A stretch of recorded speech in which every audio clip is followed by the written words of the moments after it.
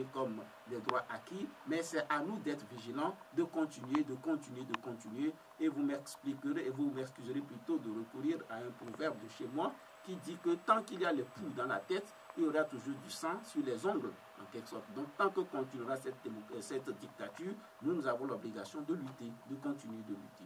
Ouais, c'est une façon également de parler, mais le peuple s'impatiente. Le peuple togolais dont vous venez de faire allusion s'impatiente.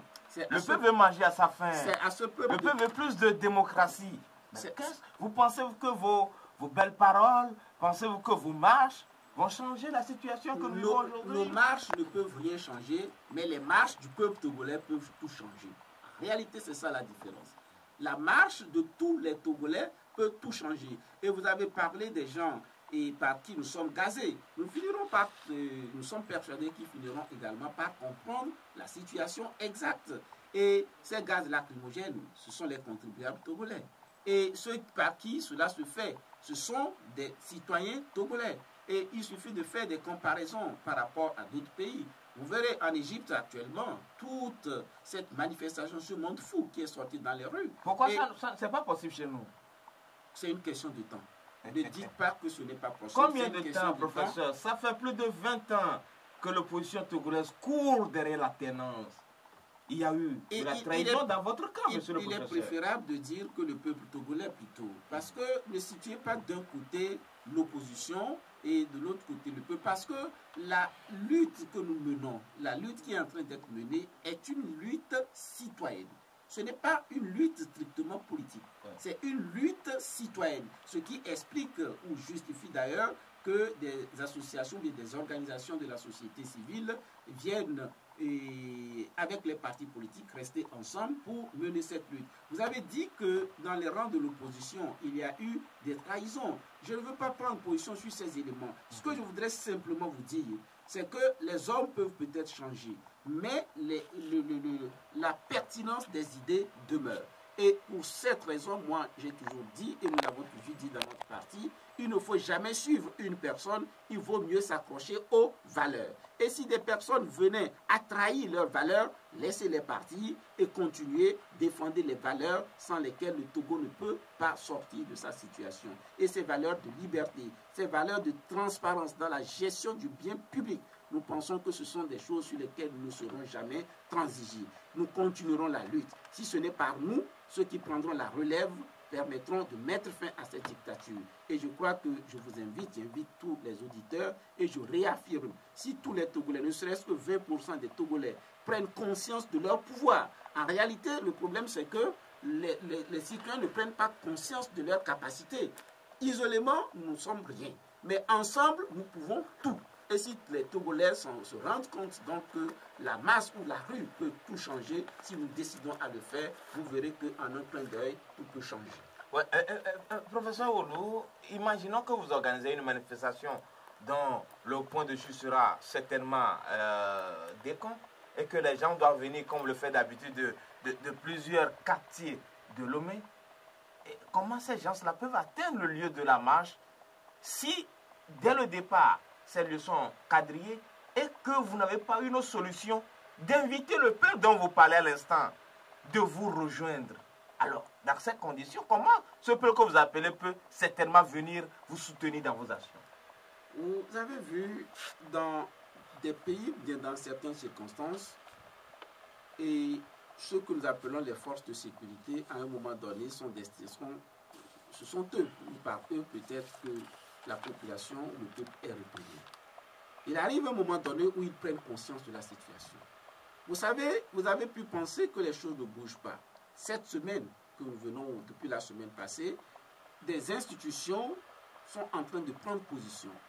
Il suffit de se référer à la position prise par... Nous allons revenir dans quelques instants, professeur. Donc, cela voudrait dire que les lignes sont en train de bouger, en quelque sorte. Et ceux-là qui nous empêchent de nous regrouper, de nous unir pour faire ces marches, je vous l'avais dit dès le départ, ce sont eux qui sont dans l'illégalité. Et pour cette raison, notre devoir, c'est de pouvoir toujours résister. Vous avez vu, par le passé, ils ont dispersé des marches. Mais à un moment donné, nous avons reculé dessus. Et c'est ce que j'étais en train de vous dire, que les passerelles sont toujours là. Nous essayons d'éviter le pire en leur demandant de revenir à la raison, pour nous laisser continuer nos marches, nos protestations, parce que ça fait partie des droits également des citoyens. Mais bien évidemment, s'ils refusent de le faire à un moment donné, et on sera obligé de répondre peut-être à la violence par la violence. Cela voudrait dire que lorsque ces agents de sécurité, la force de sécurité, seraient tentés de disperser ou bien d'interdire les marches de manière illégale, et vous savez, face à l'illégalité, on sera obligé également d'opposer les moyens dont nous disposons. Et nous sommes persuadés que nulle part dans le monde, aucun régime de dictature n'a pu résister au peuple. Tout est question de temps. Ouais, professeur Olo, vous militez pour le changement dans ce pays, ça fait un bout de temps. Bien évidemment. Tant que ce changement n'adviendrait pas, et nous continuerons la lutte. Vous prenez de l'âge, professeur. Ça ne veut rien dire. Je vous l'ai dit à un moment donné, que si ce n'est par nous, ce serait par ceux qui reprendront la relève. Alors, à quoi aura servi votre lutte si ce n'est pas par vous, vous savez, si nous ne parvenons pas à faire aboutir, ceux qui viendront avec nous feront aboutir. Cela voudrait dire que ce n'est pas ma personne, ce n'est pas mon intérêt particulier qui compte. Ce qui compte, c'est le Togo. Ce qui compte, c'est la nation togolaise. Et vous savez, lorsqu'on définit cette nation, ce n'est pas la population, le peuple qui est actuellement donc, au Togo, mais il y a un aspect même, je dirais, spirituel de la chose. C'est le passé, c'est le présent, c'est l'avenir.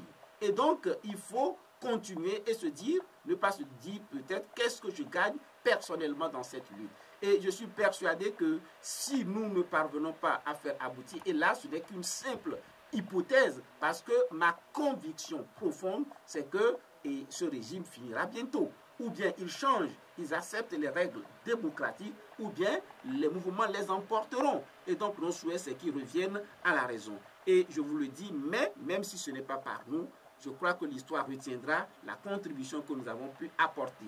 Et je suis persuadé que ceux qui continueront la lutte permettront donc de revenir aux situations normales. Revenons maintenant à l'actualité proprement dite, c'est le rejet de certaines listes du collectif Sauvons le Togo dans certaines localités. Hier, vous étiez face à la presse pour encore, comme vous le faisiez d'habitude, dénoncer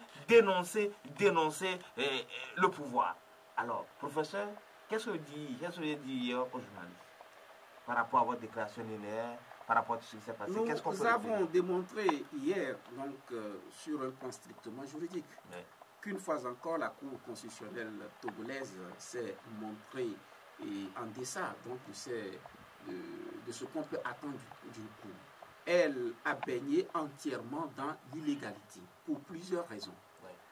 Et plusieurs raisons, d'abord, elle s'est octroyée des pouvoirs que la loi ne lui reconnaît pas. Parce que lorsque vous lisez... Est-ce que par le passé, la Cour ne s'est-elle pas prononcée de la même manière en ce qui concerne les élections que notre pays a connues? Ou bien aujourd'hui, c'est cette fois-ci qu'il y a cette exception? Si vous me laissez le temps, je vous expliquerai clairement pourquoi je dis que la Cour s'est octroyée des pouvoirs que la loi ne lui reconnaît pas. Allons-y, professeur. Voilà. Normalement, au terme des dispositions de notre code, la Cour ne peut se prononcer sur la validité des candidatures que dans deux hypothèses, dans deux circonstances. Première circonstance, la CENI refuse d'enregistrer donc une candidature. Vous pourrez faire recours devant la Cour constitutionnelle. Et la loi le dit clairement. Deuxième cas, lorsque, même avant la validation des listes, ou après même l'ouverture des campagnes, la Cour constate une situation d'inéligibilité. Cela voudrait dire quelqu'un qui, naturellement, ne peut même pas faire acte de candidature, se trouve sur l'une des listes. En ce moment seulement, la Cour peut d'office faire sortir donc, cette personne de la liste. Ce sont les deux situations dans lesquelles la Cour peut se prononcer sur la validité des listes. Or, nous avons constaté que les cas dans lesquels la Cour a prétendu qu'il y a eu des irrégularités ne correspondent pas à ces situations. Il appartient à la CENI de procéder au contrôle, de s'assurer que les documents sont valables. Et la CENI l'a fait et nous estimons que ce que la CENI a fait est largement suffisant. Et si elle nous dit elle nous donne un récépissé même provisoire, c'est qu'il n'appartient pas à la Cour de procéder donc à ce contrôle. Ça, c'est la première observation. Deuxième observation, à supposer même que la Cour constate une irrégularité, la conséquence, ce n'est pas l'annulation de toute la liste. Et si vous le permettez, peut-être même qu'on peut chercher, disons, se référer, et peut-être on pourrait vous le lire clairement, et je ne l'avais pas envisagé, mais la loi dit clairement, lorsque nous nous référons, si je ne me trompe, aux articles 227 à 231, lorsque une candidature pose problème, c'est la candidature qui doit être invalidée. Regardez, l'article 228. En cas d'inéligibilité constatée d'un candidat avant l'ouverture de la campagne électorale ou pendant la campagne électorale, la Cour constitutionnelle procède à l'annulation de sa candidature. Il n'est pas dit de la liste.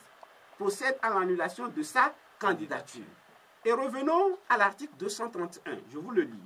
Lorsqu'une liste perd des candidats de telle manière que le nombre de candidats restant sur la liste soit inférieur au nombre de postes à pourvoir, la consultation dans cette circonscription électorale est reportée à 30 jours après la date du scrutin. Cela voudrait dire que les deux textes admettent qu'on puisse annuler, invalider la candidature d'une seule personne sur la liste sans que toute la liste soit invalidée. Cela résulte clairement de cette disposition. Dans ces conditions, qu'est-ce qui peut expliquer que même si on invalidait et ceux qui n'avaient pas ce droit, même en admettant même qu'ils aient eu ce droit, donc en invalidant la candidature d'une seule personne sur la liste, pourquoi remettre en cause toute la liste? Vous avez vu, et ce sont ces éléments d'ailleurs qui expliquent que nous ayons toujours exigé un dialogue avant d'aller aux élections. Parce que nous avons une Cour constitutionnelle qui, au lieu de régler les problèmes du pays, constitue véritablement l'un des problèmes essentiels que vit le Togo. Parce que nous avons une Cour qui rame à compte courant de l'histoire du monde. Nous avons une Cour décidée véritablement à détruire la démocratie dans notre pays. Nous avons une Cour qui se met au service d'un individu ou d'un régime. Et c'est très déplorable. C'est déplorable. Et avec une telle Cour, je crois que l'avenir du Togo demeure hypothéqué. Mais soyez-en sûrs, nous continuerons la lutte et nous sommes persuadés, et même contre leur gré, le Togo va avancer. Rien n'est perdu. Et vous l'avez vu, nous leur avons dit, nous n'avons pas renoncé à nos exigences. Nous leur disons clairement, nous devons nous asseoir. Ils doivent reporter ces élections. Nous devons discuter pour qu'on en arrive à un compromis, faire un dialogue et que nous allions à des élections qui puissent permettre au Togo d'avancer. Nous l'avons toujours dit, notre objectif n'est pas de venir tuer. Notre objectif n'est pas de venir chasser les gens du pouvoir. Ce que nous visons, c'est beaucoup plus noble que tout cela. Ce que vise l'opposition togolaise, le collectif plus précisément, c'est que nous puissions arriver dans une situation où les règles que nous nous sommes fixées dans notre pays, c'est-à-dire la loi, que la loi soit respectée, que tous les citoyens soient respectés, peu importe leur appartenance politique. Nous voulons une situation dans laquelle les institutions de la République seront au-dessus de la mêlée. Ces institutions travailleront dans une situation de légalité, de respect des citoyens, de respect de tout le monde, et que le pays soit géré dans une transparence totale, dans l'intérêt de tous les Togolais, peu importe leur origine, peu importe leur classe sociale. Ce sont là les éléments pour lesquels nous nous sommes engagés. Et je crois que pour une cause si noble, et absolument rien ne pourrait nous arrêter, et peu importe les sacrifices que nous avons à consentir. Personne et aucun gouvernement ne peut résister à un peuple. Et je crois que s'ils ont des oreilles pour entendre, qu'ils entendent ce que je viens de dire. Et je crois qu'il y a des signes qui ne trompent pas. Vous irez aux élections si le gouvernement s'entête ailleurs le 21 juillet, professeur. Vous avez fleuré ma question. Le gouvernement n'ira pas aux élections dans ces conditions, au risque d'être emporté. Vous y croyez, professeur? Laissons le temps au temps. Il n'y a que quelques jours qui nous séparent du 21 juillet, professeur. Chaque jour compte 24 heures. Et donc, si vous évaluez le nombre des heures, vous verrez qu'à chaque instant, tout peut se passer. Tout peut se passer. Vous avez quelques informations à nous donner par rapport à ce quoi vous fondez alors vos arguments pour dire que le 21 juillet n'aura pas d'élection. Est-ce que la chancellerie vous ont dit, ah, nous sommes en train de faire le travail. Est-ce que les médiateurs, les modérateurs, tout ce monde-là vous ont dit, ok, on essaie de faire de notre mieux? Tout ce qui a été dit jusque-là, et je crois que je demeure convaincu que le sentiment peut-être du bien, je l'ai déjà dit une fois, n'est pas entièrement éteint, ne peut jamais être entièrement éteint dans une personne ou dans une âme. Et je crois que le gouvernement togolais également a un esprit. Et ils ont des yeux pour voir, des oreilles pour comprendre. Et je continue par croire qu'ils reviendront à la raison. Ils vont revenir à la raison. En tout cas, Abbas Kaboua, lui, n'a pas eu raison face à la cour d'appel de Lomé. Les décisions de cette cour d'appel lui ont été défavorables. Nous allons écouter plus d'informations avec son avocat, maître Apevon, tout juste après le rejet de la demande d'Abbas Kaboua. Oui, c'est déplorable. Et vous devez le savoir, ça fait partie, si vous voulez, des exigences ça fait partie de nos exigences. Nous voulons des institutions dignes de ce nom. Nous voulons une justice indépendante dans notre pays. Et aujourd'hui, il est évident, et cela saute aux yeux, que notre justice n'est pas indépendante. Et si la justice n'est pas indépendante, tous les citoyens sont dans une situation d'insécurité juridique. Vous êtes dans une situation d'insécurité. Il suffit aujourd'hui qu'une personne du système, du régime, décide de vous mettre en prison, ils trouveront les raisons et ils pourront s'appuyer sur certains magistrats pour aboutir, ou bien pour faire aboutir donc leur dessein. Et c'est raison de plus pour que tous ensemble, nous nous mobilisons pour mettre fin à ces situations. Vous savez, dans le cadre d'une lutte, il y a des sacrifices, il y a des martyrs. Et nous considérons ceux-là qui sont aujourd'hui en prison, qui sont en prison pour la liberté de tous les Togolais. C'est le prix qu'ils doivent eux payer. Chacun paye son prix de différentes manières. Et c'est le prix qu'ils doivent payer aujourd'hui. Ils sont en train de payer ce prix. Et nous sommes persuadés que ce ne serait pas pour longtemps et que leur sacrifice ne sera pas vain. Alors, nous allons écouter la femme d'Abbas Kaboua, ses défis du moins aux plus hautes fonctions de notre pays. Vous savez, et je vais vous le dire, peu importe les fonctions que vous occupez dans un pays ou que vous occuperez dans un pays, il ne faut jamais trahir les principes. Si un jour vous accédez ou bien l'opposition accède au pouvoir, les garanties que le pouvoir ne nous donne pas aujourd'hui, nous avons l'obligation, la stricte obligation de leur donner toutes ces garanties. Si un jour ceux qui aujourd'hui mettent indûment en prison les opposants devraient être jugés pour quoi que ce soit, il faudrait que la justice, une justice impartiale, une justice indépendante, puisse véritablement les juger. Et je crois que c'est en cela que la lutte que nous menons aujourd'hui aura un sens. Nous ne menons pas la lutte pour chasser les personnes et prendre le pouvoir. Nous menons une lutte pour que les principes ou bien les pratiques dans notre pays changent. Et je vous le garantis, et lorsque nous arriverons au pouvoir, et si véritablement il y a certaines personnes du groupe qui chercheraient à se comporter comme le régime actuellement en place, ils nous trouveront encore sur leur chemin. Mais vous me permettrez aussi de faire quelques observations sur la déclaration de Mme Abbas, et je tiens à lui dire toute ma compassion, toute ma félicitation, mais toutes mes félicitations plutôt, et mon admiration. Parce que si vous suivez tout ce qu'elle vient de dire, ça rejoint pratiquement tout le débat que nous avons mené jusqu'à ce jour et jusqu'à présent. Elle nous dit qu'elle a le moral. Elle ajoute qu'un jour, il va sortir. Et si lui meurt, ses enfants sont là. C'est cette continuité que j'ai mise en évidence il y a quelques instants.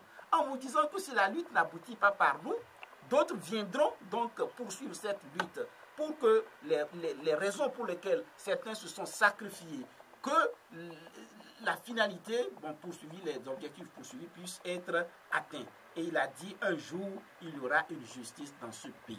Et j'en suis convaincu. Un jour, il y aura une justice dans ce pays.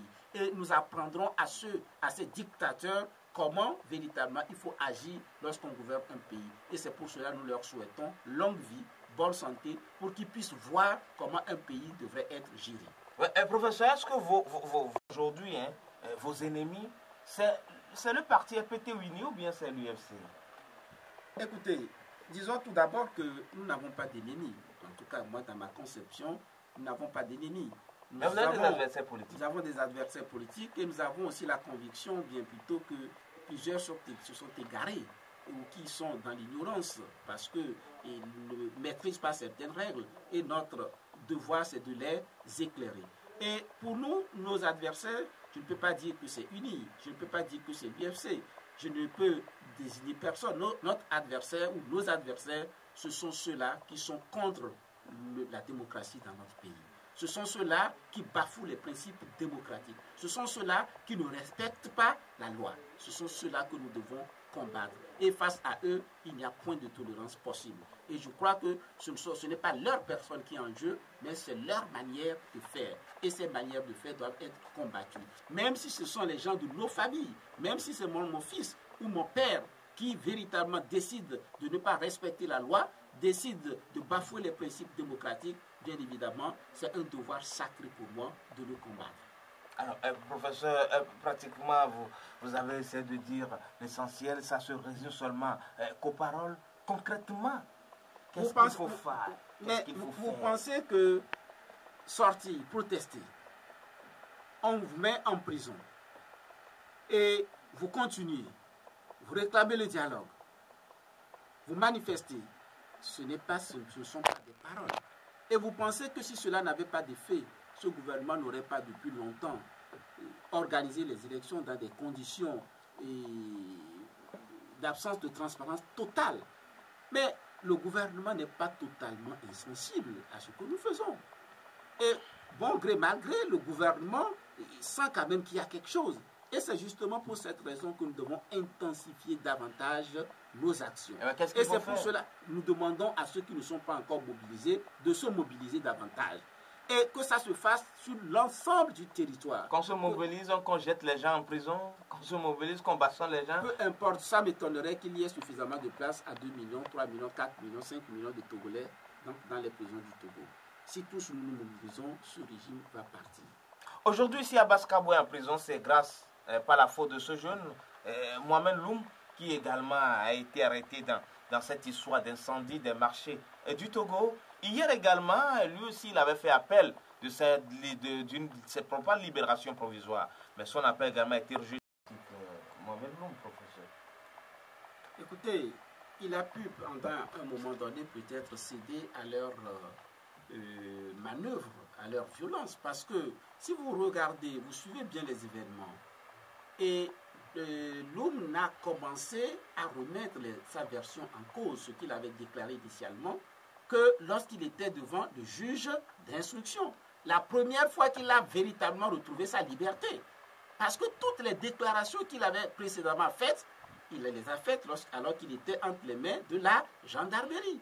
Ce qui fait que, pour moi, les choses paraissent évidentes. Il a été contraint de faire certaines déclarations. Et dès lors qu'il a retrouvé sa liberté, il a commencé par dire la vérité. Voilà, c'est la première observation. Et je crois qu'il n'y a pas lieu à faire une quelconque comparaison entre ce qu'il avait dit initialement et ce qu'il a dit par la suite. La première situation, il était victime d'une violence. Il n'avait pas de liberté. Et tout le monde sait, lorsqu'on dit quelque chose alors qu'on n'a pas sa liberté, cette chose ne saurait valoir. Première observation. Deuxième observation, peu importe que Loum soit coupable, qu'il ait fait telle déclaration, peu importe. Jusque-là, il demeure un être humain. Et pour cette raison, il faut que la dignité humaine qu'il mérite également lui soit totalement, entièrement reconnue. Comment pourriez-vous comprendre qu'il puisse être privé de soins? Vous avez vu ce qu'il vient de déclarer. C'est comme ça ils ont privé de soins monsieur, disons, le feu Yakanou. Tiens, malheureusement, aujourd'hui, il n'est plus parmi nous. Que les gens comprennent que nous n'avons qu'une seule vie. Donc, une personne que vous faites tuer, ou que vous tuez, bien évidemment, ne reviendra plus. Et vous ne pourriez pas chercher à avancer comme cette personne a une famille. Cette personne a des enfants. Quels seront aujourd'hui les sentiments de leurs enfants, de cette famille, etc. Nous ne pouvons pas construire notre pays sur ces bases.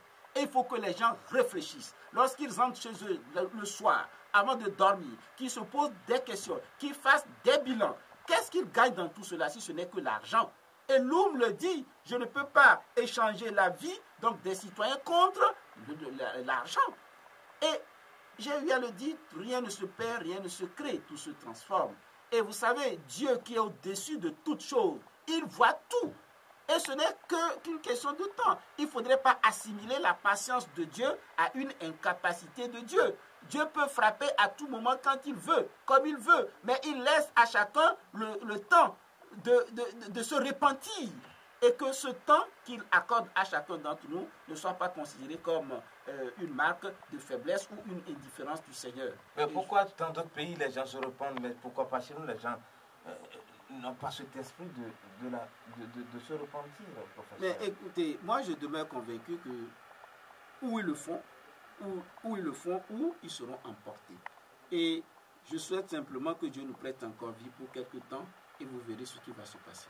Oui, ce qui va se passer, c'est le 21 juillet, professeur. Et jusqu'à ce jour, ce matin, la Autorité de l'audio et de la communication était face à la presse pour présenter l'arrêté fixant les conditions de production, de programmation, de diffusion des émissions et de des informations relatives à la campagne sur les médias officiels pour les législatives du 21 juillet 2013.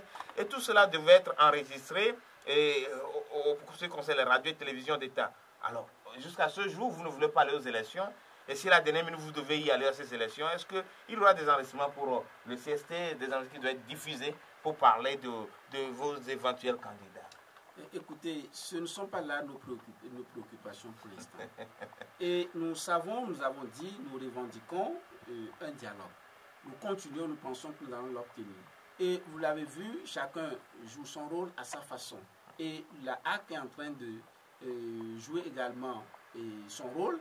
Et vous savez, c'est l'occasion peut-être de le leur rappeler, effectivement, eux aussi, ils ne font pas leur rôle comme il se doit dans ce pays. Toutes ces institutions, bien évidemment, il suffit de voir comment les informations sont traitées dans notre pays. Il suffit de voir le temps consacré à un parti politique. Il suffit de voir l'exclusion des opposants des médias d'État. Et écoutez, cette haute autorité également doit faire un devoir de conscience. Et la communauté internationale même sait que cette haute autorité doit être revue. Ouais, en Guinée, par exemple, c'est la communauté internationale qui est au devant du dialogue entre les Guinéens. Pourquoi pas chez nous? Pourquoi pas l'ONU ne s'implique pas? Ça, je crois que la communauté internationale est mieux placée pour répondre à cette question. Ouais. Mais je sais quand même qu'au-delà de ce que nous voyons, il y a quand même beaucoup de choses qui se font et qui ne sont pas encore au grand jour. Et j'espère que assez rapidement, cela se verra également. Alors, dans ce cas, professeur, aujourd'hui, lui ne veut pas se dire aller au dialogue, mais pourtant, lui continue pas à apporter son soutien au gouvernement. Je m'en vais pour preuve. La délégation de l'Union européenne que le Premier ministre avait reçu la dernière fois, il y a eu une enveloppe de, je crois, 150 millions de francs CFA qui seront à la disposition des experts électoraux venus des pays de l'Union européenne. Alors, à quoi joue l'Union européenne en fait? Et à quoi joue la CEDEAO également? Écoutez, je laisserai peut-être ces institutions répondre à ces questions, mais ce que moi je sais, c'est que, en tout cas, les passerelles sont là, les actions sont en cours. Mais avant toute chose, je voudrais vous dire que la communauté internationale ne viendra qu'en appoint à ce que fait le peuple togolais. Le jour où 1 million de Togolais seront morts? Bien évidemment, je ne le souhaite pas, mais il faut quand même reconnaître clairement que la première responsabilité revient au peuple togolais. Et je ne cesserai de le répéter. Personne ne doit lutter par procuration. Personne ne doit attendre que quelqu'un lutte pour lui. Non. Et on doit le reconnaître. Tant que nous sommes isolés, chacun resté dans son coin, nous sommes faibles. Mais toutes les fois que nous déciderons d'agir ensemble, nous pourrons en un clin d'œil mettre fin à cette dictature. Il n'y a rien, absolument rien, qui puisse être plus fort que le peuple, si ce n'est Dieu et Dieu seul. C'est ce que vous enseignez également à vos étudiants, professeur Olu? Toutes les fois que j'ai des occasions de discuter avec eux, autre chose que le droit, parce que moi je ne suis qu'un enseignant, et je leur enseigne ce que je dois faire conformément à mon programme. Mais toutes les fois que j'ai l'occasion de discuter avec eux, et je leur dis, et je ne cesserai de leur dire, que la vie ne se résume pas au matériel. Il y a des valeurs et qui sont au-dessus de toute chose. Parce que quoi que nous fassions, ces éléments ou ce matériel dont nous jouissons aujourd'hui n'est que temporaire. Et il y en a qui sont suffisamment riches dans ce pays, mais qui la nuit ne dorment pas. pour ces raisons, pour toutes ces raisons, et je leur demande, quoi qu'ils fassent, et peu importe le poste qu'ils auront à occuper un jour, qu'ils fassent bien leur travail. Ouais, et professeur, rien de juridique. il incite l'armée à la révolte? Pas du tout. Pas du tout. Et sachez-le bien, malheureusement, je n'ai pas envisagé qu'on parlerait de ces questions. Je vous aurais lu pratiquement les textes. Ouais. Voilà. Le code togolais, pénal togolais même, n'envisage pas l'incitation de l'armée à la révolte. Le code parle, et je crois même c'est le code de la presse, inciter l'armée à se détourner de son devoir. C'est ce que dit, et c'est sur cette base qu'il a été donc poursuivi. Inciter donc une institution à se détourner de son devoir, c'est-à-dire à refuser de faire ce qu'il aurait dû faire. Si par exemple le Togo est attaqué aujourd'hui, l'armée, son devoir c'est d'agir. Oui. Et vous incitez l'armée à l'abstention, à ne pas agir. En ce moment, vous avez incité l'armée à se détourner de son devoir. Si le devoir de l'armée était une abstention totale, et que vous l'obligez à agir, peut-être qu'on pourrait dire, et là encore, c'est une interprétation assez large ça. Alors qu'en matière pénale, le principe est celui de l'interprétation stricte des textes. C'est parce que ce sont les libertés des personnes qui sont en jeu. Donc nos jeunes doivent retourner à l'école. Non, ils doivent faire plutôt un examen de conscience. Parce que je suis persuadé qu'ils savent eux-mêmes que ce qu'ils sont en train de faire n'est pas conforme. S'ils n'arrivent pas à lire ce qui est écrit noir sur blanc, c'est difficile, professeur. Écoutez, le pays est en danger alors, il est difficile de réveiller celui qui ne dort pas. Et dire que le pays est en danger, je suis totalement d'accord avec toi. Le pays est en danger. Et c'est pour cela que nous devons continuer à nous battre. Nous sommes pratiquement arrivés à la fin de cette émission. Pour conclure, professeur Oulou, un mot à l'endroit de vos militants. Sont-ils 1 million, 2 millions, 500 000, 50 000, 10 000, 15 000? Un message à leur endroit, professeur. C'est plutôt un message au peuple togolais. Allons-y donc, pour dire au peuple togolais que c'est lui seul qui a ce pouvoir. Et que lorsqu'il aura décidé, à un moment donné, que ce pays devienne autre chose que ce que nous connaissons aujourd'hui, il en sera ainsi. Personne ne doit lutter par procuration. Chacun d'entre nous doit se sentir concernés. Et si nous sommes tous concernés et que nous nous levons, nous aurons un pays qui sera digne de ce nom. Dans le 21 juillet, vous n'irez pas aux élections si les conditions doivent rester telles. Attendons. En tout cas, c'est le professeur Oulou qui le dit. Merci donc de nous avoir suivis. Une pour convaincre de ce jour se referme ainsi.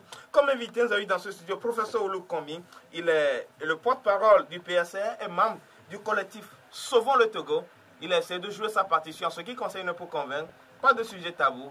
Il essaie de répondre à nos questions. Rendez-vous week-end. Merci à